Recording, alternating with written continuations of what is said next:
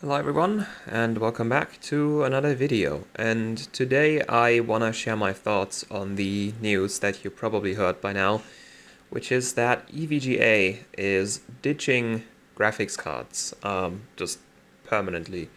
They are stopping production, they will not be carrying next NVIDIA gen, they are not planning to ever work with AMD or Intel at this point.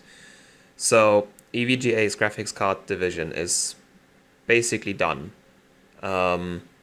So, yeah, and I think I want to share my thoughts on that, what it might mean for the future, what it means for the enthusiast slash overclocking sector, what kind of theories I have, because we only know EVGA side of the story. We haven't heard from NVIDIA or from other AIBs about how it is working with NVIDIA. Like, we've heard it's not great. We've heard working with NVIDIA is really hard. But EVGA is the first AIB to just pull the plug. Because it's not a money thing, they're not running out of money or something. They could afford to keep making graphics cards. It's just that they decide not to. And yeah, so EVGA is one of the big four that I consider to be the sort of better brands when it comes to NVIDIA graphics cards. Like there's Asus, there's MSI, there's Gigabyte, and EVGA, and now we only have 3 of those left. Those are like the brands that usually have higher quality heatsinks, PCB designs, also higher power limits available on their graphics cards. Of course, it changes from generation to generation. Sometimes one's better than the other, but usually those 4 brands are the most consistently good ones. Based on generation, it sometimes sucks a bit. 700 series sucked for basically everyone, if you ask me, because the Asus cards were blowing up, the Gigabyte cards didn't really have that great of a VRM, the MSI cards were blowing up, the EVGA cards were blowing up, so there's that. 900 series sucked for MSI because those were blowing up. EVGA was also blowing up if you got a reference card. Not the classified, that one was really good. I guess the Asus 900 series was fine. The Gigabyte 900 series, the lower tier card also blew up. The higher tier card looks pretty good. So they sometimes mess up. Like right now, 30 series Gigabyte is not very stellar. Yeah. So let's not spend too much time on that. Let's just talk about EVGA. So, yeah, basically this is the departure of one of the best GPU brands. Now, EVGA, of course, hasn't been without fault. They used a lot of reference PCBs in the old days that tended to blow up. They had the entire GTX 1080, 1070 FTW VRM blow up thing, which wasn't actually their fault. They just got faulty equipment. They got the modern for the win cards were kind of disappointing, if you ask me. They would just kind of look like a reference PCB with a lot more phases tacked on. But they had the Kingpin cards, and that's basically the main thing that we're probably gonna miss, because Kingpin and Galaxy Hall of Fame are the only real extreme overclocking focused brands that you can get your GPU with, and Kingpin is now dead. EVGA still makes motherboards, but they make not a lot of motherboards. They make very specific motherboards, like they have the Dark line, the Dark Kingpin, how they call it now. I have a feeling it's only going to be Dark from now on for the motherboards, because I think like Vince Kingpin, the actual person who has the name, I think he's not gonna be sticking around for very long, because from what I can tell, he mostly does GPU overclocking, and working with a brand that doesn't make GPUs, probably kind of hard to do that. So I think he's gonna be departing from EVGA and looking for new places. Like maybe he's still gonna work with them with their motherboards, but I'm pretty sure he's gonna look for a different place to do GPU designs at. So I'm hoping that he'll go to either MSI or Gigabyte. Maybe he can get them to revive their Lightning or their SoC brand, because just having Hall of Fame as the only existing extreme overclocking brand Like, it's nice that we still have one, but the thing is, it's kind of boring because literally everyone will just be running a Hall of Fame card now. It used to be kind of fun watching like the Kingpin and the Hall of Fame trade blows, like which card would end up as the best at the end of the generation. Now all that's gone. Now it's just Hall of Fame. Not that the Hall of Fame is bad. I actually like the Hall of Fame a bit more. But yeah, that dynamic's gone now. Like basically all the extreme overclocking rankings for new GPUs are just gonna have Hall of Fame cards. They're gonna look very, very boring. Yeah, so I'm hoping that Kingpin can find a place at like MSI or Gigabyte and help them. Like Gigabyte seems interested in extreme overclocking, but like they have Cookie working with them, who's also an extreme overclocker who works in-house with them. But he seems mostly interested in CPU and RAM things, which is like Gigabyte motherboards are pretty good right now, and then their graphics cards just kind of meh. So maybe they're gonna take Vince on and he's gonna start working on their graphics cards while Cookie does their motherboards. MSI, I mean, they have a history of making extreme overclocking graphics cards and motherboards. Like they used to have the X-Power lineup, they used to have the Lightnings. It's just that as of late, MSI doesn't really seem that interested in extreme overclocking. Like they don't really make any motherboards with features for it. They haven't made any graphics card with features for it. Like I think the last card they made was the 1080 Ti Lightning that had some extreme overclocking features, but not on the level as the like 980 Ti and older Lightnings. And then the 2080 Ti Lightning was not an extreme overclocking card. It was just a like slightly upgraded gaming X, I guess.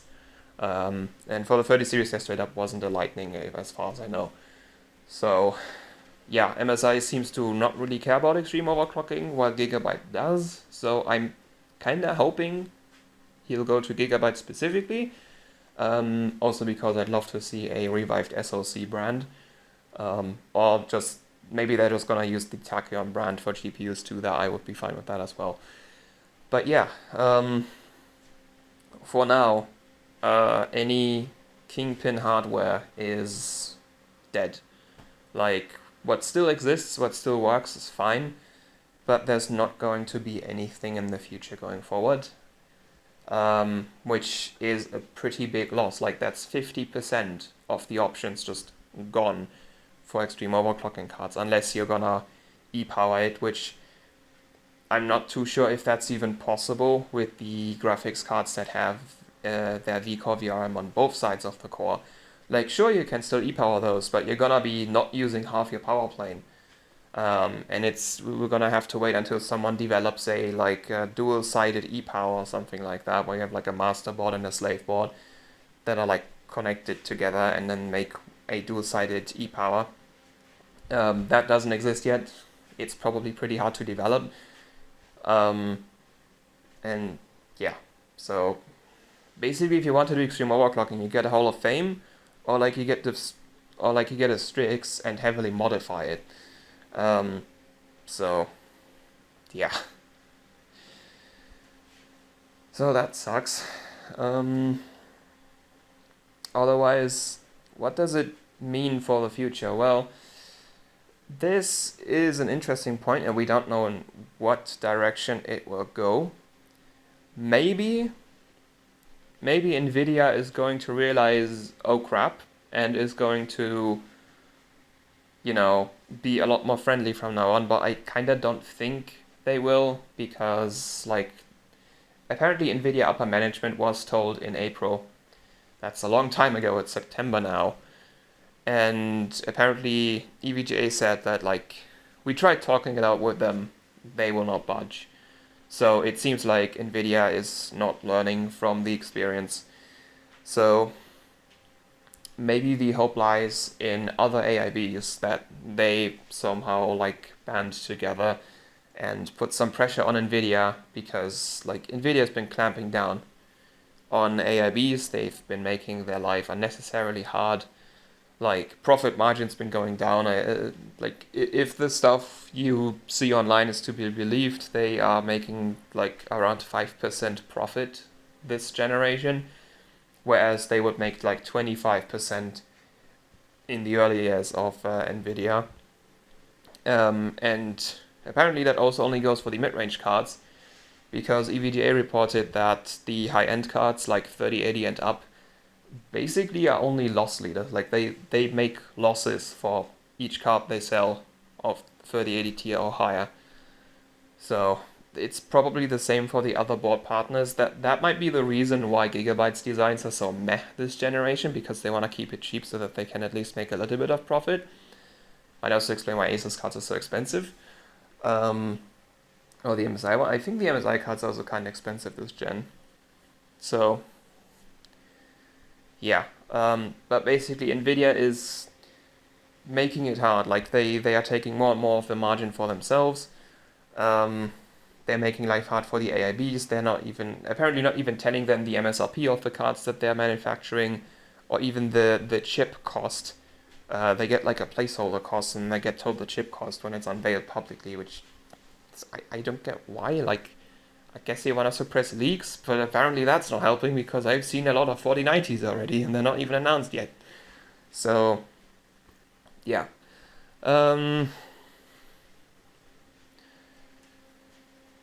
Yeah, so maybe there's some hope that the AIBs are gonna talk to each other and go, hey, so EVJ just made a move. Do you think NVIDIA will listen to us if we all like band together and tell them to, appreciate us more?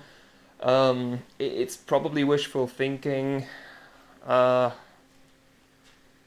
yeah, like the thing is, the AIBs, like a lot of people always say how Asus is so much bigger than everyone else, and that's mostly true. But then again, there's like, apparently Palette is by far the biggest, because they seem to have like a big OEM business.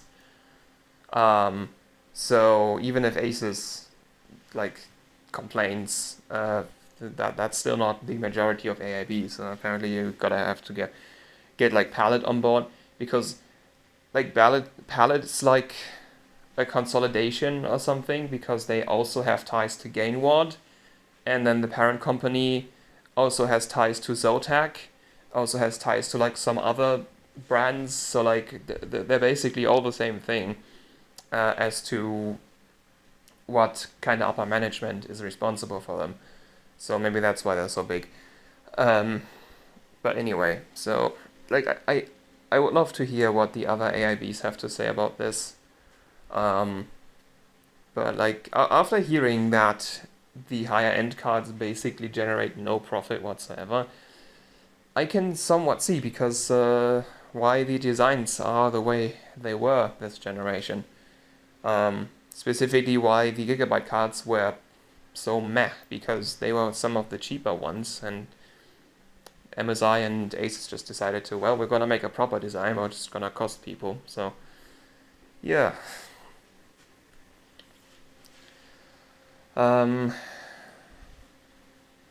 What else is there to talk about? I guess not much really. Like, we just have one less option now. Sadly, it's a good option that's going. Like, again, like EVGA says they're not gonna lay off anyone, but the thing is, people are gonna leave. Like, the EVGA had a rather big GPU division, and without a GPU division, it's gonna be hard to find work for all these people. And many of them are probably going to leave because they might just not like the new position that they are allocated to. Like, I don't think Kingpin is going to stick around for much longer, because GPUs seem to be his main focus, and EVJ is not making GPUs anymore. So, what's he gonna overclock? So yeah, maybe the people that leave will go to another AIB. Maybe it's gonna be one of the big three now, or maybe they're going to go to someone else who might rise a little bit up and become one of the big ones.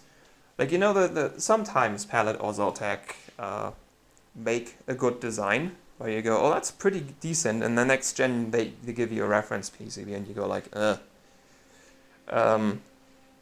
Maybe with some EVGA workforce they can, you know, make it a little bit better, though I think that's mostly like a upper management decision as to what the scope is for the PCBs. But yeah, so EVGA is going, they are going for good. No more graphics cards, yeah, I'm mostly concerned about what will replace the Kingpin brand. Like, how are we going to get extreme overclocking equipment going forward? Because now we only have Hall of Fame, we have a single source left, and like that's not a very good foundation to stand on. And like EVGA apparently also said that NVIDIA is purposefully trying to make them not produce overclocking focused PCBs. Like, apparently the EVGA complained that they repeatedly tried to make a more fancy design for their cards, and NVIDIA said, no, you're not allowed. So, yeah, they still got the Kingpin 3090 out. So I guess they had some success with it, but I have a feeling that maybe the FTW cards would have been better, or like the Kingpin would have had more features. Which is probably also the reason why the other brands are not really doing that much XOC stuff. Like, the Strix is a pretty good card, and it even has that like high wattage BIOS, but it doesn't have any extreme overclocking features like the Kingpin does or the Hall of Fame does. And yeah, as for graphics cards, MSI and Gigabyte don't really have anything extreme overclocking focused right now. So yeah, like, best case, I'm hoping that we'll either get a SoC or Lightning card going forward. Worst case, we might see the entire NVIDIA overclocking sector kind of come apart, because now with EVGA gone, we only have Galax, and if NVIDIA wanted to, they can totally make Galax stop doing this as well. And from then on, I guess we're all buying Asus cards and modifying them. So it's an uncertain future. I'm probably not gonna notice it as much because I mostly do older things. But like, if the current gen overclocking experience is crap, overall interest will drop. People are gonna stop doing it. So it's not gonna be great if we have a downturn, because like, Kingpin's a brand that a lot of overclocking stands on, and with the brand now effectively dead, like, I hope it's gonna live on somehow, but it's not going to with EVGA, at least not for the graphics cards. Like, the LN2 ports and the motherboards and all that stuff's probably gonna keep being a thing. The graphics cards, I don't really know. Again, I hope MSI or Gigabyte will come up with something to take the Kingpin brand's place. But we don't know, we haven't heard anything from them. We'll have to wait. And I think with that, I've rambled on for long enough. So yeah, thank you for watching, or more listening in this case, and until next time, goodbye.